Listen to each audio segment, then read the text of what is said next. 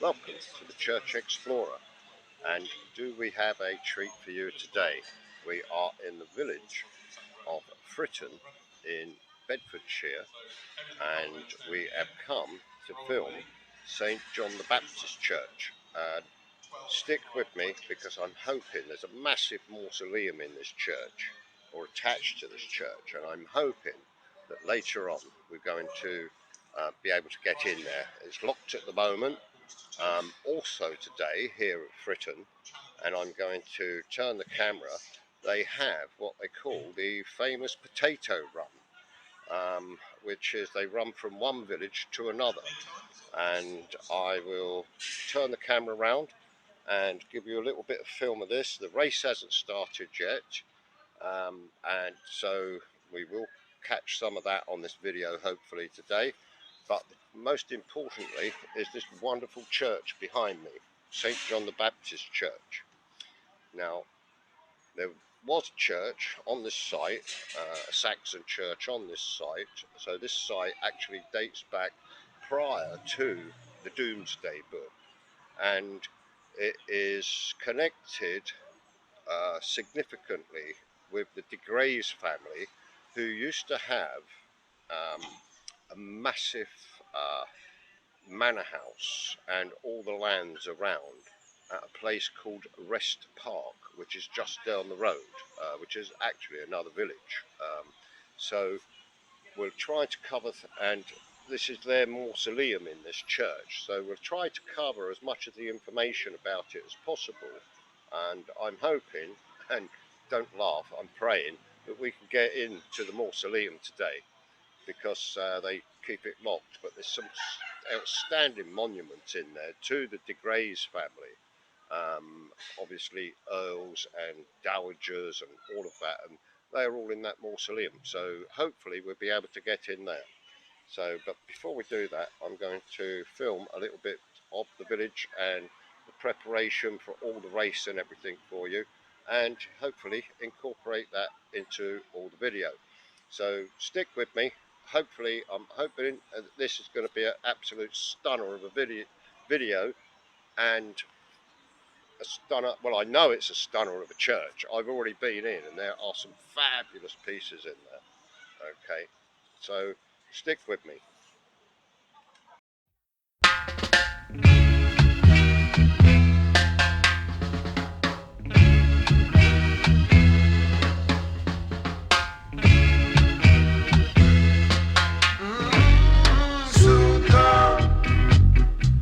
We have the preparation going on at the moment for this famous potato run race. Okay, you see all the marshals there, and just across the road we've got the village hall, and next door to the village hall there's this wonderful pub called the White Hart, and the meals in there apparently are absolutely superb, and it's run by a chappie called Nathan, who's a really nice guy. I met him, and I shall be tickling myself in there to have a little tipple later, hopefully.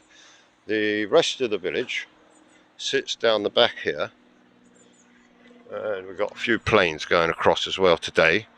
And if you look at this magnificent thatched cottage here, it's truly stunning, really, really beautiful.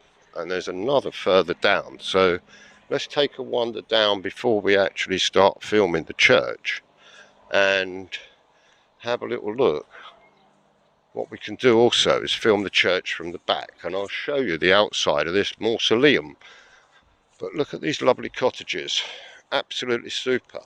I know the people in the States that watch my videos, they love to see these old thatched cottages, so if you have any comments or any questions about them, pop them down in the comments below, and I'll see if I can answer any questions for you. So it's an absolute glorious day today, and we're so lucky that the sun's come out.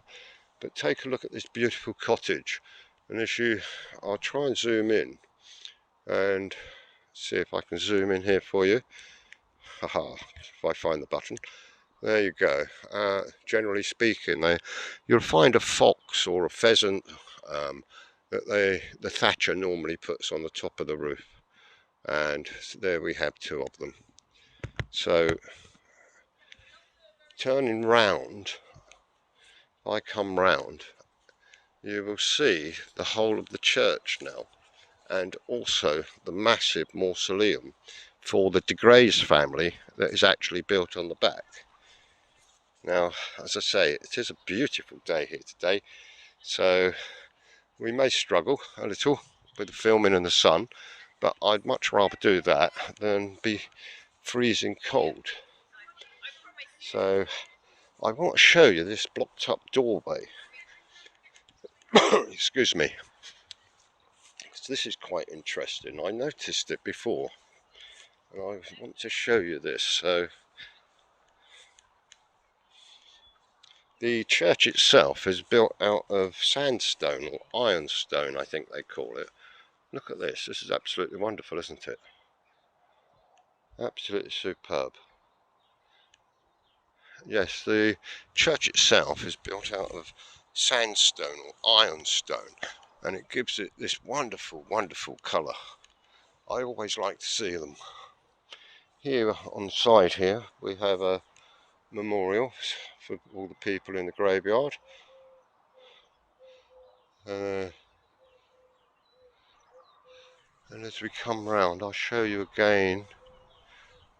It stands on this mound, the church, and the graveyard itself is quite large. I was surprised when I had a look around. Show you the church from the other side. The tower, I believe, is around about 80 feet high. And there's no chance, I dare say, of getting in there today. But this is the other side of the mausoleum. As you can see, it is huge. Let's take a wander into the church. Now, bear with me, I'm not sure if there's anybody in the church at the moment, so we're going to have to be careful about filming. With the race being on today, everything is wrong. This porch would have originally been an open porch, but obviously to try and do some protection here to the doors and the ceiling, they've enclosed it, and this is the original beams here. Absolutely fabulous. I'm busy, but this door here, I wanted to show you this door. Let me close this up for a moment. Look at this wonderful door. Look. Whoops. That's fantastic, isn't it? Look at this wonderful little cherub here.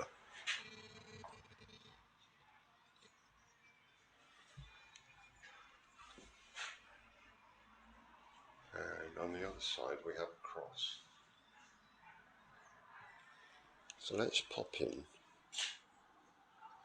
Oops, these doors are very, very heavy. It's a lovely church, this, it truly is.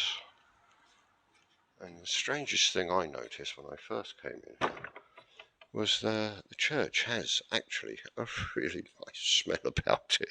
I know it's a bit weird, but it does indeed. Now I want to show you the back of this door. How superb is that? And how many people have walked through that door to give homage and that. Look at the size of the hinges on it. That thing has stood there for hundreds of years. I want to give you a quick peek of the church itself first. And then I will try my very best to tell you as much of the history of the church as possible. But it is stunning, it is beautiful. We have some of the old pews, or the remnants of the old pews in here. The rood screen is missing, but the door is still there. So we're going to explore lots of this church hopefully today. Yes, they say that these are 17th century chests, but this one, looking at this, I would truthfully say it dates far further back than the 17th century. But having said that, it is rather magnificent. The other interesting thing we have in the church here, which I'm very, very pleased to see that they've kept, are the medieval pews. These are absolutely exceptional. This wonderful church was actually built between 1450 and 1490, and it was paid for by Edmund Lord Grey of Fritton, who chose the winning side of the Edward IV in the Wars of the Roses. He was rewarded by being made Earl of Kent, and his son married the sister of the Queen. The church is typical of its time, built in a perpendicular style. And I want to be able to show you this chair. It is rather magnificent, and it's got these wonderful carvings on it. Look at these beautiful carvings. Look at these. How fantastic is that? And there's another one the other side. But the idea of this chair, apparently, because it's what they term as a bishop's chair, it signifies that this church was the mother church in the area. Absolutely fantastic. And we've got some dragons on the bottom there as well. That's really beautiful. We also have a rather interesting stained glass window here, which I think is rather nice. It's somewhat intricate, but it is rather nice. How beautiful is that? I believe that dates back to about 1618. It truly is a magnificent church. We have a series of memorials on the walls here. And here one to the vicar, John William Sawyer, 23 years the vicar of the parish. I want to come round and show you a little bit more of this. We have tiny piscina, the original one, over there in the corner. And if we look back down the church, you will see just how magnificent it is. I'm also pleased to tell you that we've got the door open now to the mausoleum. And although there are people in there, we are going to go in and have a look. Well, here we are inside this mausoleum to the de Grey's family, and I have never seen anything like it. These are absolutely stunning and superb. And when I say this mausoleum is huge, it is massive. It looks big from the outside, but it is massive inside. This is absolutely unreal. And here is the body of Lord Henry de Grey, second son of Henry, Duke of Kent. I can't read that. By daughter of Thomas Lord Crewe, and that dates back 1697. But look at this, isn't it beautiful? Wow. They really had some money in those days. And this one here lies the body of Henrietta de Grey, the daughter of Henry, Duke of Kent. Wow. As I say, they owned this magnificent estate called Wrest Park down the road in another village. And these were, yes, the lords and earls. Look at this, it's absolutely superb, people. I'm going to have to get some photographs. But it's huge. This thing is huge. Whoops. Here we have a memorial to the Right Honourable Lady Mary Gregory, the youngest daughter of Henry, Duke of Kent, and Lemima Crewe, Duchess of Kent. Imima. That's a strange name, isn't it? There's so many memorials in here, and it is absolutely superb. There are other people in here, so I have to be careful where I film at the moment. I can't make out which one this is. Is Baron Lucas of Crudwell, I think it says on there, and Grantham. And look at this. They did live a completely different life, these people, didn't they? Hey, with their money. It's superb though. And look at this. This is magnificent. Henrietta Frances, Countess de Grey, youngest daughter of William Earl of Enniskillen, which is that Enniskillen is actual fact in Ireland, born June the 22nd, 1784, and she married Philip afterwards, Earl de Grey, July 20th in 1805. Look at this. Totally superb. Absolutely. And I'm coming round again. We have another magnificent chair here, by the way. I do like that.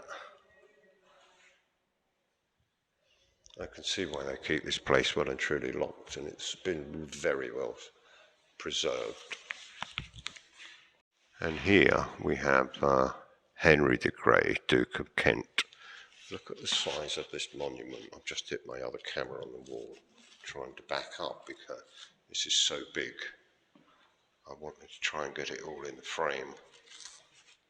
But look at this. It is absolutely stunning. And this is his wife, Jemima, the Duchess of Kent.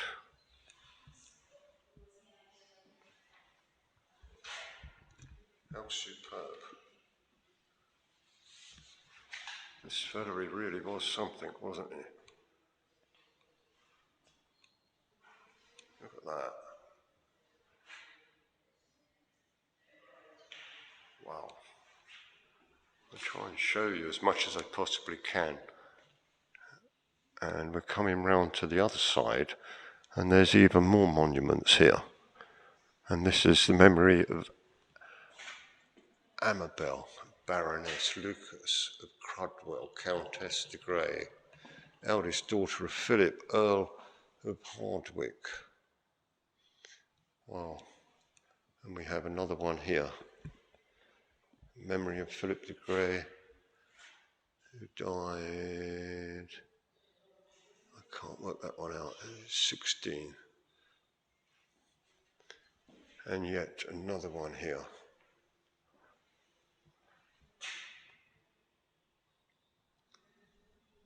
Baroness of Grantham, Marchioness Grey, widow of Thomas Lord Grantham. Wow, these people, they really had a magnificent life, I believe. It was a difference between the have and the have-nots. There are some more memorials I want to get to, but there's people in there at the moment. Here we go, people. Now I can show you these ones as well. These, look at this.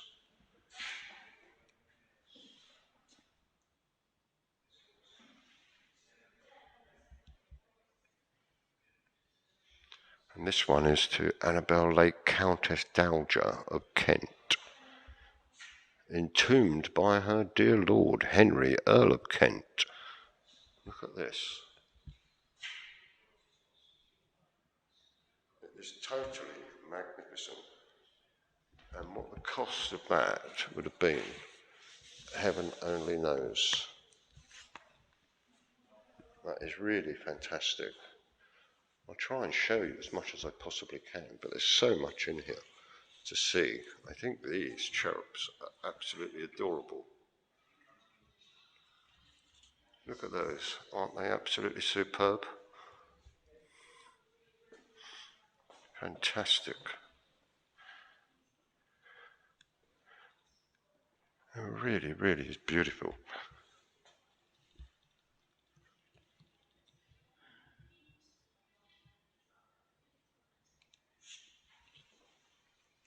Look at the size of this room. It's huge. And now we're going to go over here. Here lies the body of the most noble and virtuous and worthy, can you believe? He was virtuous and worthy. Henry Grey, Earl of Kent.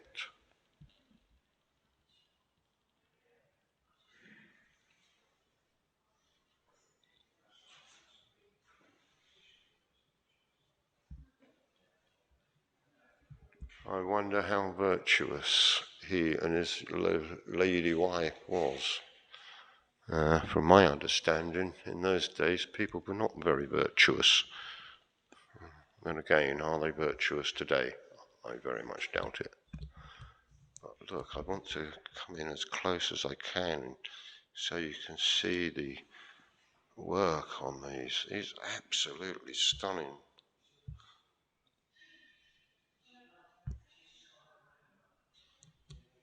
Sometimes it's difficult for me to film and take photographs at the same time.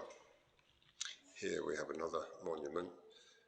The excellent person live here, incomparable to the something what polite, charitable, and all goodness.